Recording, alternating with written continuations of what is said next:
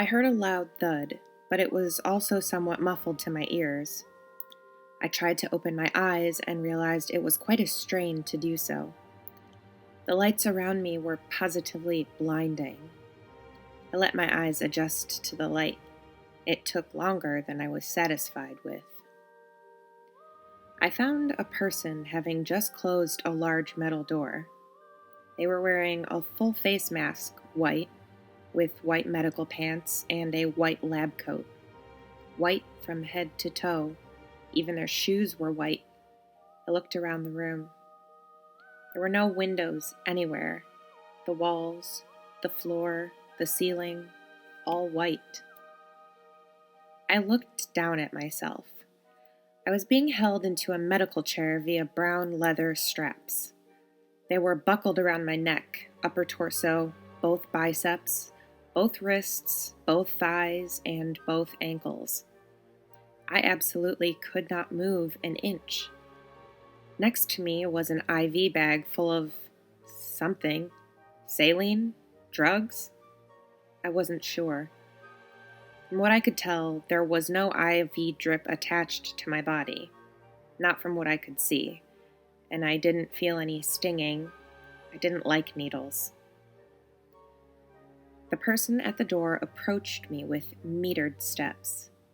They stopped at my left side. From the depths of their pocket, they pulled a bright blue rubber band and started to tie it off around my arm. No tie-offs. I worked too hard to get out of that pit. Stop, please, I pleaded. I'm a clean and sober man. What are you putting inside of me? My panic was rising against my will, and it was getting hard to breathe with the strap around my neck that now felt like bricks. They continued through their actions as if they couldn't hear me or even notice my resistance at all. I began to grapple against the straps, attempting with every ounce of strength I had to pull away from them. Resistance was futile. I didn't budge. Stop, please, I yelled. Stop! They paused momentarily, glancing up at me, and continued through the steps of their process. I suddenly felt the butterfly needle of the IV plunge into the crook of my elbow. It was a bittersweet rush. I was angry at myself for the brief sense of relief I felt. I yelled in pain and winced my eyes. My vision was blurring from tears of exhaustion. I was completely helpless. They flicked the IV line a few times and recorded something on a notepad that also came from their pockets. They then turned to leave. Wait, I whimpered. Who are you? What are you putting inside me? They held a finger up to their lips as if to shush me. I thought they may have shook their head in the smallest of movements, and then they left the room. The metal door slammed with another loud thud. A very long amount of time passed. I didn't really feel anything. No temperature change, no altered state of mind, nothing. I was hyper aware of the sensations in my body, fully cognizant of any change whatsoever. Nothing. Eventually, the IV bag was empty. I still felt nothing. Eventually, enough time passed and anxiety rippled through my body badly and long enough that I fell asleep. I woke up to the sound of a voice. It sounded like it was coming out of a radio. I could only assume that somewhere behind me was a speaker. Shaking off the sleep, I strained my ears, hoping to hear better. The attempts were fruitless. You have been selected from a group of consenting participants to take part in a medical study. At random, you will have a variety of 3 different substances dripped through your IV. This afternoon was a test. A simple saline solution. It had no effect on you other than hydration. Of the stated variety, 1 liquid is a selection of hallucinogens. We may question what you experience after the session is complete. The next liquid is an assortment of fierce but non-lethal poisons and venoms. We will observe any physical or possibly mental effects it has on you. The last liquid is a newly discovered element. It failed in animal studies. Their bodies couldn't handle it. We will start in low levels diluted with saline and increase in potency dependent on results. My mind was racing. Consenting? I didn't consent to this. I shook as hard as I could in my prisoner's chair. The voice continued. Failure to comply with the study that you, the consenting adult, agreed to can result in jail time with a penalty of death. I screamed. I cried out, howling until my voice would no longer produce any sound. I no longer had any concept of time or time passage. The absolute lack of movement and detail in the room made my mind begin to dissociate from the reality of my situation. Eventually, the now identified lab scientist returned to the room. I didn't react. They hung a bag to my IV pole. It contained an opaque orange liquid. "Do I get to know which of the liquids is inside?" I asked. They ignored me. "I apparently consented to this. You can at least answer me." I was growing angry and tiresome. Following all the same strategic steps as the first time they hooked me up, the liquid eventually started flowing. They left me. I was unnerved, to put it lightly. I heard something similar to a film reel. It was a loud clicking sound. I sat up quickly and looked around. Then the stark realization hit me that I was actually able to do either of those actions. I wasn't strapped to the back of the chair. The straps around my extremities were all undone, clanging against my chair. The clicking, it was my restraints. I stood up. I was going to escape however I could. As I stepped my feet onto the ground, I instantly felt them sinking. The room changed from white walls and burst into a towering inferno of flames. The floor beneath me was scorching hot. With a quick glance, I saw that it was not a floor, but was now raging lava, and I was being swallowed up, burned to death, and drowned at the same time. "Get it out," I wailed as loud as I could. "Get this toxin out of me." They had to be observing me, right? Gagging, gasping, and with a complete loss of control, everything eventually went black. My eyes opened. I was back in my chair. The room was back to normal. I flitted my eyes down and noticed some black around my ankles and feet. At first, I thought the liquid must have been one of the hallucinogens, but the scorch marks around my ankles proved otherwise. "Did that actually happen?" I asked out loud to no one in particular. As expected, no one answered. More unexplainable amounts of time passed. Eventually, the lab scientist returned. This time, it was a clear liquid. A long time passed after the liquid started flowing, and I felt nothing.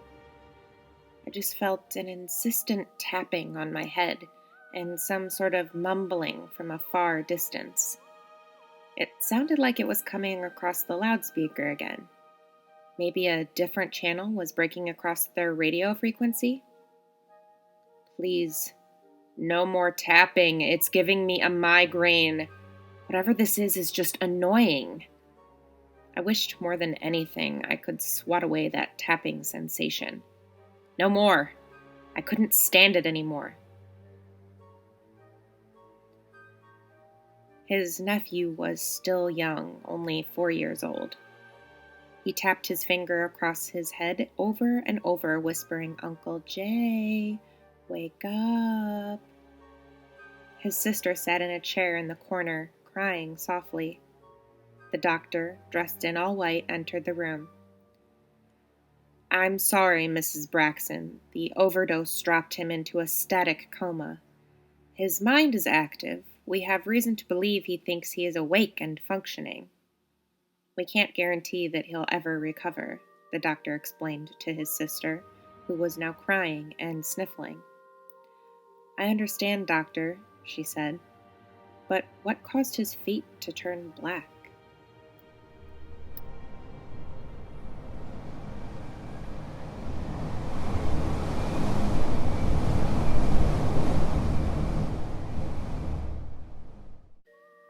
I quickly turned my head as I saw Mr. Braxton's sister walk out of the room, with her young son chasing behind. I forced myself to focus on the paperwork in my hands.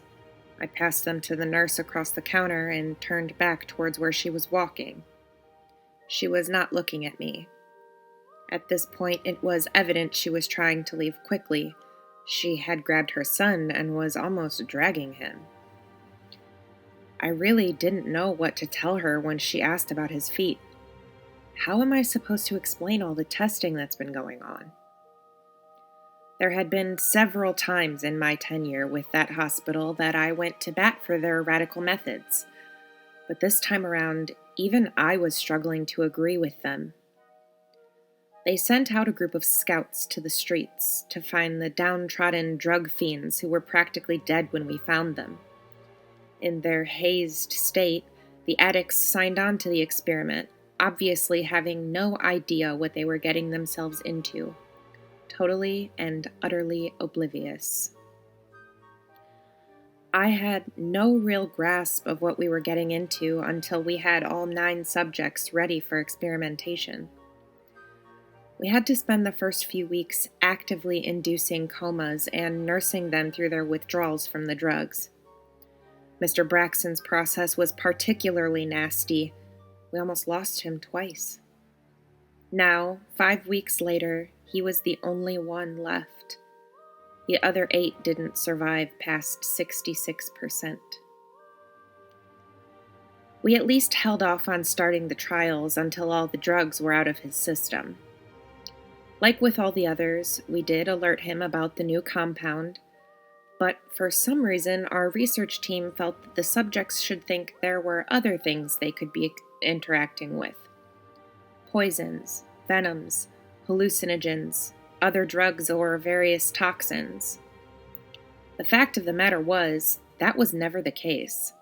They only ever interacted with saline or the new compound, more so a combination of the two, which we jokingly started referring to as interplanetary.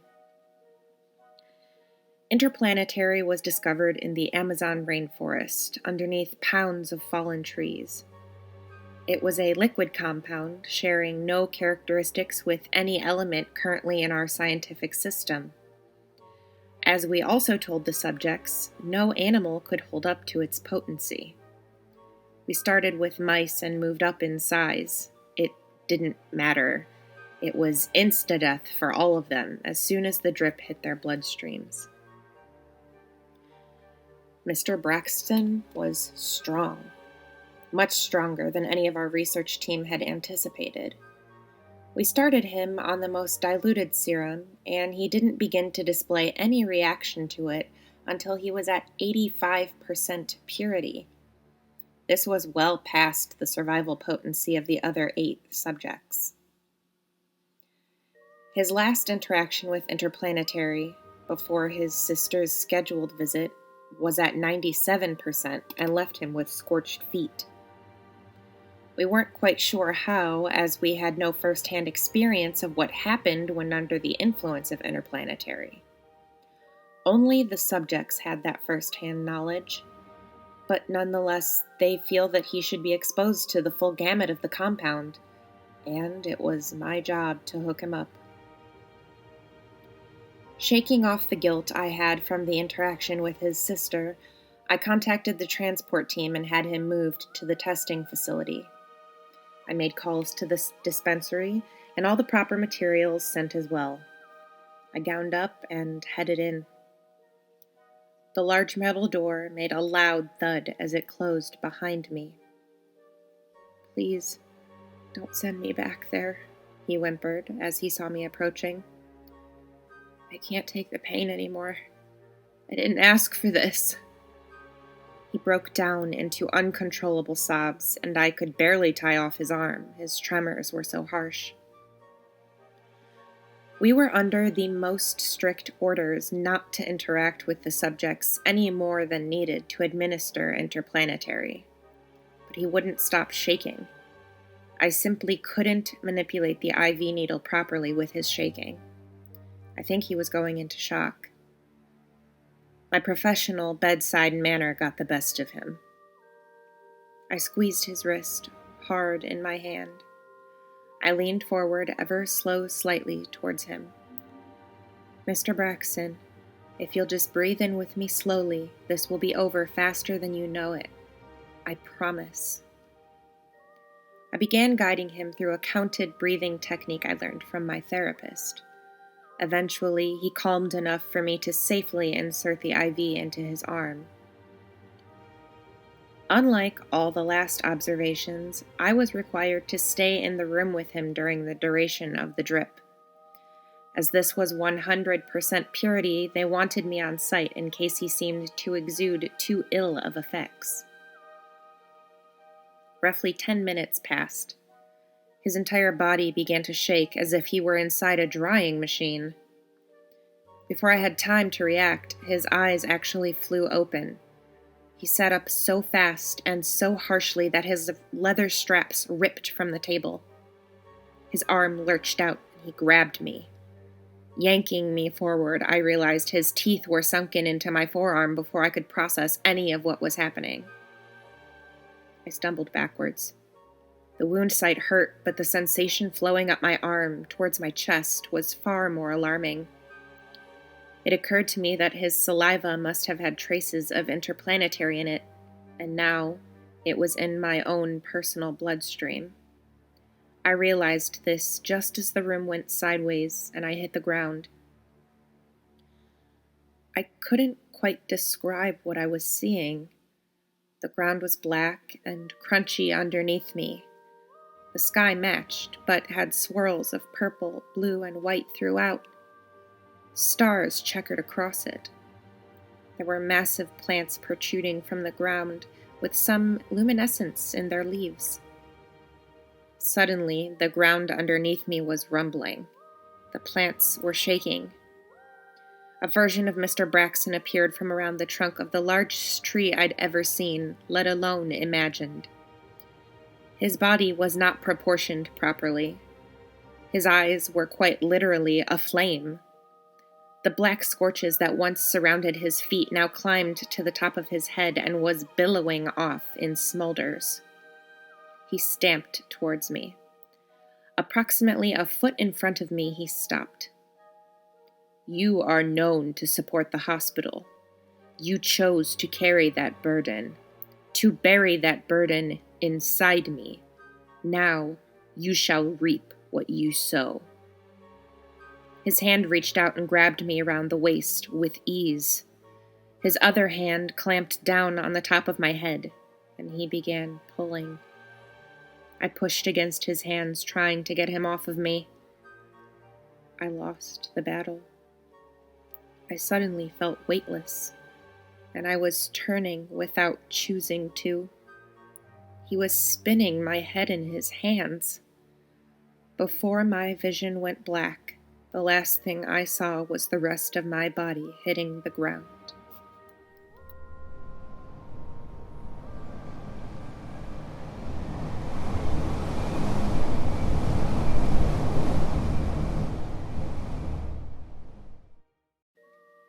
We had been commissioned to explore a newly uncovered portion of the Amazon forest.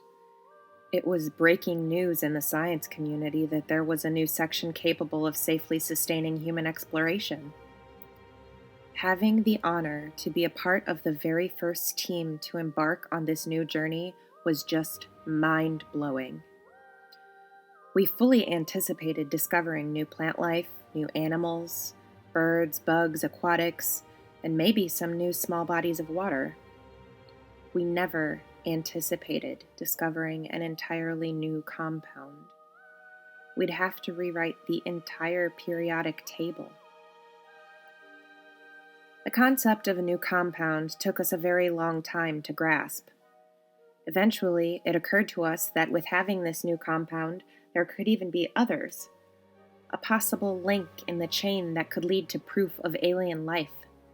The possibilities were astounding. But I digress. It was the 16th day of exploration. We were all roughing it, backpacking through the thick of the Amazon forest. It was the earlier hours of the morning. We had only been packed and moving for about an hour when we came upon a fairly open clearing. There was a large pile of downed trees near the center right of the area. We could tell they were rotting out, so we felt it would be easy to move them. I was the first to reach the bottom of the pile. My eyes had trouble adjusting to what I was seeing. There was a glowing pool of liquid. It was almost translucent. It had a bluish-purple iridescence to it as well. I touched it blindly, not at all thinking it could be harmful. It had a reaction similar to that of mercury. It was liquid, but wasn't wet. My superior immediately grabbed my hand, pulling it away. "Are you out of your fucking mind?" he bellowed. "We're in the middle of fucking uncharted territory, and you think to yourself, yeah, let's play in the random fucking ooze." I was beside myself. "I'm sorry, sir. I got ahead of myself." "Your actions could jeopardize this whole fucking operation. Do you understand me?" he chastised. I quickly darned myself with the proper attire to handle foreign substances from my backpack and collected multiple samples, stowing them away in one of our heavy-duty briefcases. After recording documentation of our findings, we pressed forward. The deeper into the forest we traveled that day, the hotter it got. Before I knew it, I had broken into a serious sweat. I noticed that the sweatier I became, the more my hand began to itch. That same hand that I had stupidly stuck into the mysterious goo. I couldn't stop thinking about it, actually, that luxurious substance. It's like my entire vision was clouded with an interplanetary imagery of galaxies, stars, and endless space. It was beautiful, and I was damned to a state of distraction. I was quickly pulled out of my thoughts when one of my colleagues, Jonathan, found himself ensnared with a root of a newly discovered tree flower hybrid. I dropped my bag and rushed forward. His ankle was exposed and was getting cut by the razor-like bark of the plant. I wrapped my hands around his ankle, planted my feet, and gave a strong yank. He came free, but he was bleeding pretty badly. It was on my hands, that was for sure. No pun intended. Our on-site medic treated the wound, and we decided to stop for lunch and to watch the plant. About 10 minutes or so had passed. Jonathan was zoned out, almost like he was in a trance. I bumped his knee. "Hey man, you alright?" Coming out of it, he shook his head a bit. "Yeah man, I'm cool. I'm just very distracted." "What's on your mind, man?" I asked. He hesitated. It's hard to explain, man. Not really thinking about anything in particular. I just can't stop thinking about how beautiful the night sky is. The stars forming endless constellations, a part of endless star systems. The galaxies they compose, which stretch beyond the farthest possible realms of our imaginations. All the life that must exist. We are nothing. Absolutely nothing. Humanity exists in total isolation compared to everything that the universe has to offer. This isn't some Twilight Zone shit, man. This is real. He looked at me momentarily and then seemingly slipped back into his daze. I was concerned. Unbeknownst to him, I had been pondering similar ideas. His thoughts seemed far more clouded than mine, however. How was this new substance even affecting him? Only I had touched it. I needed to do some scientific reasoning. I touched it and had no immediate reaction. I started sweating. The residue must have seeped into my pores. I grabbed him bare-handed when he was entangled. He had an open wound. My sweat could have transferred into his bloodstream at that point. But how was it more potent in him than I? Was it growing? Spreading inside me? After completing our lunch, we continued on with our exploration for the rest of the day. As nightfall approached, we found a secure, so far as we knew, place to bed down for the night. It was around 4 a.m. when I heard the zipper of my tent. I opened my eyes and sat up. Looking around, the flap was closed. No one was in my tent. Rubbing the sleep from my eyes, I examined the contents of my tent further. My backpack. It was missing. The briefcase was in my backpack. The briefcase with the compound. I fled from my tent as quickly as possible.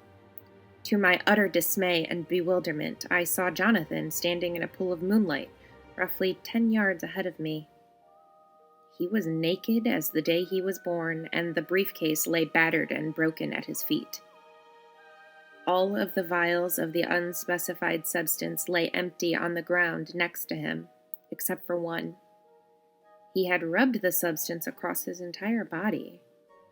The last vial was in his hand. He lifted it to his lips. "No!" I screamed, lurching forward. My comrades were immediately at high alert and rushing out of their tents. Before anyone could get to him, he tipped the vial and drained its contents into his gaping maw. We all halted. Exchanging a few rushed glances, no one was quite sure what to do next. Suddenly, his eyes, they began glowing. It was that same iridescent bluish purple I had identified only hours ago under the decaying trees. Only now it was as if the most vibrant light bulb in existence was behind his eyes. In the light of the moon, I could see the skin at his feet turning the darkest of black, almost devoid of any color. The blackness grew like a vine, snaking up his body, and he lifted his hands toward the night sky. "Yes," he bellowed. "In fire and flame I abolish this name. Lift me into the high heavens, for I am one with everlasting life. May the high conscious absorb this useless body and seize me for their purpose." His body burst into the bluest, whitest flame. He danced in the glory of that flame. My hand itched. I grew weak with envy.